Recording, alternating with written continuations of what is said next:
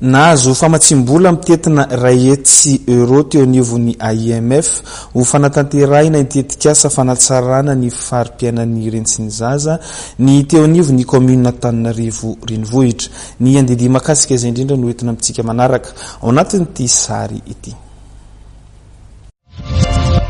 Vola mitetina €1 no atolotry ny fikambanan'ny ben'ny tanàna manerana ny firenena amin'ny teny frantsay na ny IMF ny commune Antananarivo renivohitra mba natanterana ny tetikasa hoentina natsarana ny fari-piainan'ny rentsiny zaza eo anivon'ny commune. CSB2 marge manerana ny commune Antananarivo no natanterahany ity tetikasa ity ajerena mandritra izany ny fomba entina andrindrana ny fiterahana eo anivon'ny ankohonana sy ny fomba andraisana anjara amin'ny fanampiana ireo vehivavy izay niteraka maro sy niteraka tsy nanambady ary ny fanazavana no ety ny lefitra voalohany ben'ny tanàna Antananarivo androany.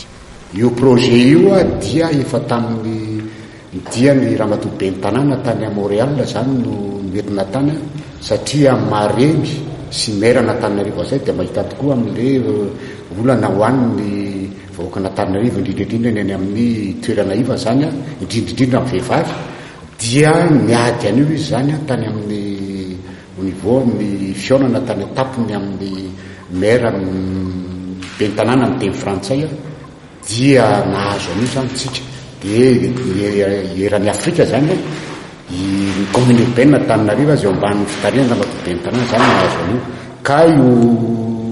io projet io zany dia mitentina €100,000 zany. Notolosaina androany teny amin'ny lapan'ny tanàna Antananarivo ny fampahafantarana ny tetikasa teo anivon'ireo ekipa teknika amin'ny sahana ny fahasalamana eo anivon'ny commune Antananarivo renivohitra.